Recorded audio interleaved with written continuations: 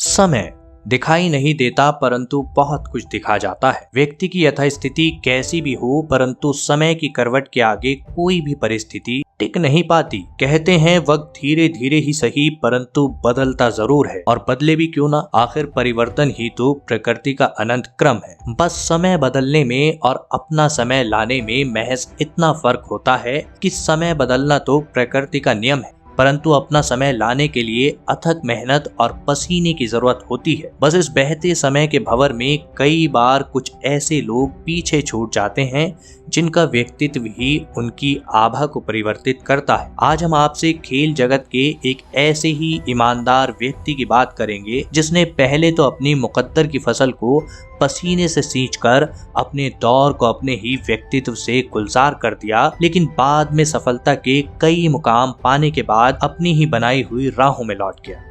जी हाँ दोस्तों, आज हम आपसे बात करने जा रहे हैं पूर्व ऑस्ट्रेलियाई कप्तान एडम गिलक्रिस्ट की। यूं तो एडम गिलक्रिस्ट ने अंतर्राष्ट्रीय क्रिकेट जगत को साल 2008 में ही अलविदा कह दिया था, लेकिन किताबों पर धूल जम जाने से इतिहास नहीं मिटा करता। खेल के मैदान में उनके द्वारा किए गए कारनामों को क्रिकेट जगत में आज भी जोर शोर से सराहा जाता है। दोस्तों, एडम गिलक्रिस्ट का जन्म 14 नवंबर साल 1971 को बेलिंजन, न्यू साउथ वेल्स, ऑस्ट्रेलिया में हुआ।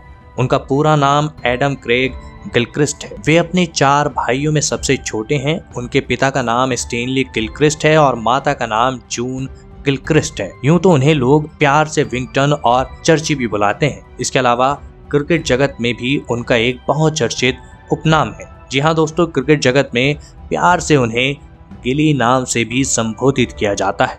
गिलक्रिस्ट ने अपनी शुरुआती दौर की पढ़ाई टेनिलिक्विन पब्लिक स्कूल से की और यहीं उन्होंने अपने अंदर छिपे क्रिकेट के हुनर को पहली बार पहचाना जब उन्होंने अपने स्कूल की तरफ से खेलते हुए ब्रायन टेबर शील्ड अपने नाम की, जो कि न्यू साउथ वेल्स के क्रिकेटर ब्रायन टेबर की याद में दी जाती है। इसी घटना के बाद गिली का क्रिकेट के प्रति समर्पण और भी गहराता चला गया। जब वह महज 13 साल के थे तो उनके माता पिता टेनिलिक्विन से लिज़मोर शिफ्ट हो गए और यहाँ आकर गिलक्रिस्ट का दाखिला आगे की पढ़ाई के लिए कदीना हाई स्कूल में करवा दिया गया। रहने की परिस्थितियां बदली, समाज बदला, मैदान बदले, लेकिन एक चीज नहीं बदली, गिलक्रिस्ट का क्रिकेट के प्रति लगाव। नए शहर में आकर गिलक्रिस्ट फिर से अपनी प्रतिभा को पसीने से चमकाने लग गए और यहाँ गिलक्रिस्ट स्कूल के मैदान में रोज घंटों प्रैक्टिस किया करते थे। क्रिकेट में उनकी लगन और जुनूनियत को देखते हुए बाद में उन्हें अपने स्कूल टीम का कप्तान भी बना दिया गया। स्कूल टीम की तरफ से खेलते हुए गिलक्रिस्ट लगातार शानदार परफॉर्मेंस दे रहे थे, साथ ही अपनी कप्तानी की सूझबूझ का भी उत्कृष्ट प्रदर्शन कर रहे थे। इसी के चलते उनका सिलेक्शन उनकी प्रतिभा के दम पर जल्द ही स्टेट अंडर 17 में हो गया और साथ ही मैदान पर किए गए उनके अद्भुत प्रदर्शन के कारण साल 1989 में उन्हें लंदन के रिचमंड क्रिकेट क्लब द्वारा स्कॉलरशिप से नवाजा गया। दोस्तों, स्कॉलरशिप मिलने के बाद गिलक्रिस्ट को यह समझ आ गया था कि वे अपने इस पसंदीदा खेल को खेलते हुए पैसा भी कमा सकते हैं और यहाँ से उन्होंने अपना पूरा ध्यान अपने खेल की प्रतिभा को निखारने में केंद्रित कर लिया, जिसका निष्कर्ष यह रहा कि गिलक्रिस्ट जूनियर क्रिकेट में एक के बाद एक कई झंडे गाड़ते चले गए और अपने इसी करिश्माई प्रदर्शन के चलते साल 1991 में इंग्लैंड दौरे के लिए गिली को ऑस्ट्रेलियाई नेशनल यूथ टीम में बाएं हाथ के बल्लेबाज के तौर पर चयनित कर लिया गया, जहां उनके द्वारा खेले गए 3 टेस्ट मैचों में उन्होंने 1 सेंचुरी और 1 हाफ सेंचुरी लगाई। इंग्लैंड में किए गए उनके इस प्रदर्शन के चलते गिलक्रिस्ट को घरेलू मैचों में खेलने के लिए ज्यादा इंतजार नहीं करना पड़ा और साल 1992 में ही उनका डेब्यू न्यू साउथ वेल्स की तरफ से हो गया। अपने पहले घरेलू सीजन में गिलक्रिस्ट ने अपनी बल्लेबाजी का शानदार प्रदर्शन करते हुए 30 की औसत से 274 रन बना डाले और अपनी टीम को शेफील्ड शील्ड दिलाने में अहम भूमिका निभाई। गौरतलब है कि गिलक्रिस्ट को अपने पहले घरेलू क्रिकेट सीजन में एक भी बार विकेट कीपिंग का मौका नहीं दिया गया। इसके बाद साल 1994-95 में उन्होंने घरेलू सीजन वेस्टर्न ऑस्ट्रेलिया की तरफ से खेला, जहां उन्हें बल्लेबाजी के साथ साथ विकेट कीपिंग की भी अहम जिम्मेदारी सौंप दी गई। लेकिन जो जिम्मेदारी में ना उभरे वह है हुनर ही क्या। विकेट कीपिंग की महत्वपूर्ण भूमिका निभाते हुए गिली ने उस सीजन में 55 शिकार विकेट के पीछे अपने नाम किए, जो कि ऑस्ट्रेलियाई घरेलू क्रिकेट में आज भी एक रिकॉर्ड है। एडम गिलक्रिस्ट लगातार घरेलू क्रिकेट में एक के बाद एक कई कीर्तिमान स्थापित करते जा रहे थे। इसके साथ ही एडम गिलक्रिस्ट नाम अब धीरे धीरे ऑस्ट्रेलियाई मैदानों पर एक सुर में गूंजने लगा था, जिसकी धमक ऑस्ट्रेलियाई क्रिकेट बोर्ड तक पहुंचने लगी थी। हम अगर बात करें घरेलू क्रिकेट में एडम गिलक्रिस्ट के आंकड़ों की, तो उन्होंने कुल 190 मैच खेले हैं, जहां उन्होंने रनों का अंबार लगाते हुए 10,334 रन ठोक डाले, जिसमें 30 शतक और 43 अर्धशतक भी सम्मिलित है। वहीं इस दौरान उनका बैटिंग एवरेज 44 से ऊपर का रहा। वहीं उन्होंने 356 लिस्ट ए मैच खेले और यहां भी गिलक्रिस्ट ने अपनी आतिशी पारियों की बदौलत रनों का पहाड़ खड़ा करते हुए 11,326 रन बना डाले, जहां उनका बैटिंग एवरेज 34.95 का रहा। वहीं घरेलू क्रिकेट मैचों में एडम गिलक्रिस्ट ने कैच और स्टंपिंग मिलाकर कुल विकेट के पीछे 1402 डिसमिसल्स अपने नाम किए। घरेलू मैचों में एडम गिलक्रिस्ट का बल्ला आग उगल रहा था। एक के बाद एक कई नई आतिशी पारियां गिली अपनी रिकॉर्ड बुक में जोड़ते चले जा रहे थे, जिस कारण उनका नाम ऑस्ट्रेलियन अखबारों की हेडलाइन बनने लगा था। घरेलू क्रिकेट में अपने निरंतर शानदार प्रदर्शन के चलते एडम गिलक्रिस्ट के वर्षों पहले के सपनों ने भौतिक स्वरूप ले लिया। आखिरकार उनका अंतर्राष्ट्रीय एक दिवसीय क्रिकेट जगत में डेब्यू साल 1996 में हो ही गया। हालांकि अपने डेब्यू मैच में एडम गिलक्रिस्ट ने महज 18 रन ही बनाए और एलन डोनाल्ड की बॉल पर वह बोल्ड होकर पवेलियन की तरफ लौट गए और इस मैच के बाद एडम गिलक्रिस्ट को टीम से भी ड्रॉप कर दिया गया।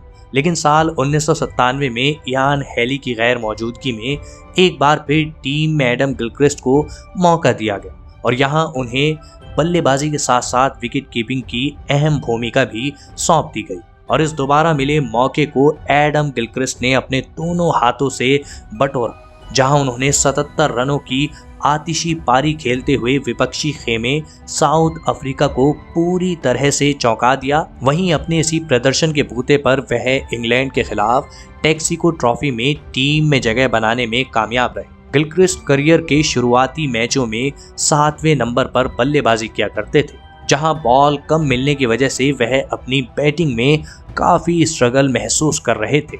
उन्होंने अपनी इसी परेशानी को अपने कप्तान स्टीव वॉ से बयां किया, जिसके बाद स्टीव वॉ ने उन्हें मार्क वो के साथ ओपनिंग करने का मौका दिया।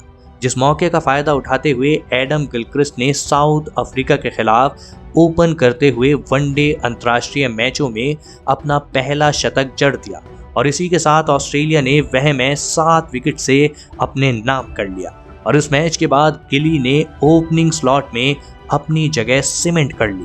जी हाँ दोस्तों, जिसके बाद एडम गिलक्रिस्ट ने अपनी बल्लेबाजी के प्रदर्शन में पीछे मुड़कर नहीं देखा, लेकिन उनके विकेट कीपिंग करियर में मील का पत्थर साबित हुआ साल 1998 का कोका कोला कप, जहां पर गिली ने अपनी आक्रामक विकेट कीपिंग का प्रदर्शन करते हुए टूर्नामेंट में 9 खिलाड़ियों को विकेट के पीछे अपना शिकार बनाया, जिसके बाद तत्कालीन विकेट कीपरों की फहरिस्त में उनका नाम छलांग मारकर सबसे ऊपर पहुंच गया था। इसके बाद अंतर्राष्ट्रीय क्रिकेट जगत में एडम गिलक्रिस्ट का जलवा बढ़ता और बढ़ता ही चला गया। लेकिन साल 1999 में गिलक्रिस्ट के अब तक के क्रिकेट सफर का सबसे बड़ा अवसर आया। वक्त था 1999 क्रिकेट वर्ल्ड कप का। 1999 के वर्ल्ड कप टूर्नामेंट के शुरुआती मैचों में गिली का बल्ला उस तरह नहीं बोला जिस तरह की उसने ख्याति अर्जित कर रखी थी, लेकिन टूर्नामेंट में गिलक्रिस्ट ने बांग्लादेश के खिलाफ 39 गेंदों में 63 रन की पारी तूफानी अंदाज में चढ़कर एक बार फिर मोमेंटम अपनी तरफ खींच लिया और 1999 वर्ल्ड कप फाइनल में गिलक्रिस्ट ने 36 गेंदों में 54 रन बनाए और ऑस्ट्रेलिया ने वह मैच 8 विकेट से जीत लिया और साल 1999 में ऑस्ट्रेलिया की टीम विश्व विजेता बनी।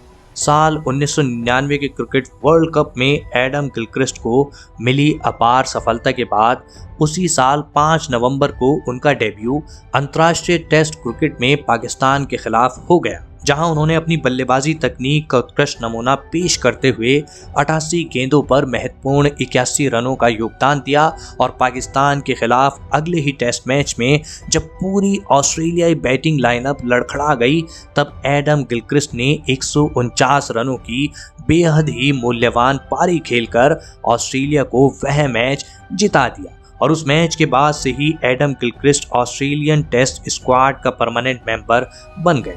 इसके बाद साल 2000 में एडम गिलक्रिस्ट ने न्यूजीलैंड के खिलाफ तीसरे टेस्ट मैच में अपनी विकेट कीपिंग की क्षमता के नए आयामों की व्याख्या की, जहां उन्होंने दोनों इनिंग्स में कुल मिलाकर 10 कैच पकड़े, जो कि आज तक किसी भी ऑस्ट्रेलियाई विकेट कीपर द्वारा की गई बेस्ट विकेट कीपिंग परफॉर्मेंस है। और निरंतर ऐसे ही कुछ करिश्माई प्रदर्शन के कारण गिली को साल 2000 के आखिर तक ऑस्ट्रेलिया का उपकप्तान भी बना दिया गया। जी हाँ दोस्तों, गिलक्रिस्ट ने अपने करिश्माई प्रदर्शन को क्रिकेट के दोनों ही प्रारूपों में बरकरार रखा और एक के बाद एक कई बुलंदियों को अपनी प्रतिभा के फीते से नापते चले गए। एडम गिलक्रिस्ट के क्रिकेटिंग करियर का सबसे यादगार और भारतीय क्रिकेट का सबसे खराब पल साल 2003 का क्रिकेट वर्ल्ड कप रहा। इस टूर्नामेंट में एडम गिलक्रिस्ट के बल्ले से रन किसी तूफानी बादलों की तरह बरस रहे थे। गिली ने 2003 वर्ल्ड कप में 40 की औसत और 105 की स्ट्राइक रेट से 408 रन बनाए और फाइनल में गिलक्रिस्ट ने इंडिया के खिलाफ 48 गेंदों पर 57 रनों की एक संतुलित व तेज शुरुआत दी, जिसके बाद भारतीय टीम इस मैच में वापसी नहीं कर पाई और ऑस्ट्रेलिया भारत को हराते हुए एक बार फिर 2003 में क्रिकेट विश्व विजेता बन गए। 2003 वर्ल्ड कप टूर्नामेंट वही टूर्नामेंट था जहां विश्व ने गिलक्रिस्ट को खेल के प्रति सम्मान और अपने व्यक्तित्व के प्रति निष्ठावान होते हुए देखा। दरअसल सेमीफाइनल श्रीलंका के खिलाफ खेलते हुए अरविंद डिसिल्वा की गेंद पर गिलक्रिस्ट स्वीप शॉट मारने गए और बॉल बल्ले को बीट करते हुए सीधी गिली के दस्तानों पर जा लगी और संगकारा ने तुरंत कैच लपक लिया, जिसके बाद अंपायर ने उन्हें आउट नहीं दिया, लेकिन एडम गिलक्रिस्ट अंपायर को बिना देखे ही पवेलियन की तरफ लौट गए। वर्ल्ड कप के सेमीफाइनल जैसे महामंच पर होते हुए भी गिलक्रिस्ट का खेल भावना के प्रति सम्मान दिखा, जिस कारण पूरे विश्व क्रिकेट से उन्होंने सराहना बटोरी। गिलक्रिस्ट एक एग्रेसिव खिलाड़ी होने के साथ साथ अग्रेसिव कप्तान भी थे। वे मैदान पर स्लेजिंग भी किया करते थे, लेकिन खेल भावना के दायरे में रहते हुए उन्होंने अपने पूरे क्रिकेट करियर में ना तो कभी चीटिंग की और ना ही ऐसा करने का प्रयास किया, और यही बात उन्हें ऑस्ट्रेलियाई खिलाड़ियों की भीड़ से अलग करती है। 2003 वर्ल्ड कप जीत के बाद एडम गिलक्रिस्ट ऑस्ट्रेलियाई क्रिकेट के साथ साथ विश्व क्रिकेट के भी महान खिलाड़ियों में से एक बन चुके थे। साल 2003 वर्ल्ड कप के बाद गिलक्रिस्ट ने साल 2007 का क्रिकेट वर्ल्ड कप भी खेला, जो उनके अंतर्राष्ट्रीय क्रिकेट जगत का आखिरी वर्ल्ड कप टूर्नामेंट साबित हुआ। और इस टूर्नामेंट में भी गिलक्रिस्ट ने अपनी अद्भुत फॉर्म जारी रखी और इस वर्ल्ड कप के खेले गए अपने 11 मैचों में 45 की बैटिंग एवरेज से 453 रन बनाए और इसी वर्ल्ड कप टूर्नामेंट के फाइनल में श्रीलंका के खिलाफ उनके बल्ले से क्रिकेट करियर की सबसे यादगार पारी निकली। जी हां, गिलक्रिस्ट ने लंका के खिलाफ फाइनल में 104 गेंदों पर 149 रनों की आतिशी पारी खेली, जिसमें उन्होंने 13 चौके और 8 छक्के जड़े और अपनी इसी शानदार पारी के बाद गिलक्रिस्ट दर्शकों की नजरों में हीरो से विलन भी बन गए। दरअसल हुआ यूं कि शतक पूरा करने के बाद सेलिब्रेशन में गिलक्रिस्ट ने दर्शकों के सामने अपने बल्ले के साथ अपना ग्लव्स भी दिखाया, जो कि किसी गोल संरचना के कारण उभरा हुआ लग रहा था। इस घटना को सभी क्रिकेट दर्शक ग्राउंड और विश्व क्रिकेट जगत के दर्शक टेलीविजन पर देख रहे थे, साथ ही मैदान पर खड़े श्रीलंकाई प्लेयर्स भी देख रहे थे। मैच के बाद गिलक्रिस्ट ने खुद बताया कि मैच के दौरान उन्होंने अपने ग्लव्स के अंदर स्क्वाश की बॉल रखी थी, जिससे कि शॉट खेलने में उन्हें ज़्यादा स्टेबिलिटी मिल सके। हालांकि इसके बाद श्रीलंकाई क्रिकेट बोर्ड ने आईसीसी से इस मामले में गिलक्रिस्ट की शिकायत भी की, जिसके बाद गिलक्रिस्ट ने अपना पक्ष आईसीसी के सामने बड़ी मजबूती से रखा और आईसीसी की मोटी सी रूल बुक में ऐसा कोई भी रूल या नियम नहीं था जो कि इस घटना को चीटिंग करार दे सके। जिसके बाद आईसीसी ने पूर्ण जांच परख करने के बाद यह साफ कर दिया कि गिलक्रिस्ट ने किसी भी प्रकार से खेल भावना को ठेस नहीं पहुंचाई है और यदि 2007 क्रिकेट वर्ल्ड कप में मचे इस बवंडर को अलग करके देखा जाए तो गिलक्रिस्ट ने अपनी टीम को लगातार तीसरी बार विश्व कप का खिताब जितवा दिया था और यहीं से ऑस्ट्रेलियाई टीम में अजयी विशेषण जुड़ना शुरू हो गया था। हालांकि 2008 की बॉर्डर गावस्कर ट्रॉफी के बाद गिलक्रिस्ट ने अंतर्राष्ट्रीय क्रिकेट को अलविदा कह दिया, जिस पर तत्कालीन ऑस्ट्रेलियाई प्रधानमंत्री केविन रूड ने प्रतिक्रिया देते हुए ऑस्ट्रेलियाई कप्तान एडम गिलक्रिस्ट से रिटायरमेंट वापस लेने की अपील भी की थी। लेकिन इस अपील के बाद भी ऑस्ट्रेलियाई क्रिकेट का ये सूरज दोबारा अंतर्राष्ट्रीय क्रिकेट जगत में उदय नहीं हुआ। और अगर हम बात करें एडम गिलक्रिस्ट के अंतर्राष्ट्रीय क्रिकेट करियर के आंकड़ों की, तो उन्होंने कुल 96 टेस्ट, 287 ओडीआई और 13 टी20 मैच खेले हैं, जहां वे 2008 से 2010 तक डेक्कन चार्जर का हिस्सा रहे। वहीं 2011 से 2013 तक किंग्स 11 पंजाब के स्क्वाड में शामिल रहे। गिलक्रिस्ट ने अपने द्वारा खेले गए कुल 80 आईपीएल मैचों में 2069 रन 27.2 की बैटिंग औसत से बनाए हैं। वहीं अगर बात करें एडम गिलक्रिस्ट के निजी जीवन की, तो गिली ने अपनी शादी अपनी बचपन की दोस्त मेलिंडा गिलक्रिस्ट से रचाई है, जिससे उनके 3 बेटे और 1 बेटी भी है। और आजकल एडम गिलक्रिस्ट ऑस्ट्रेलिया में बतौर कमेंटेटर और क्रिकेट एक्सपर्ट की भूमिका में नजर आते रहते हैं।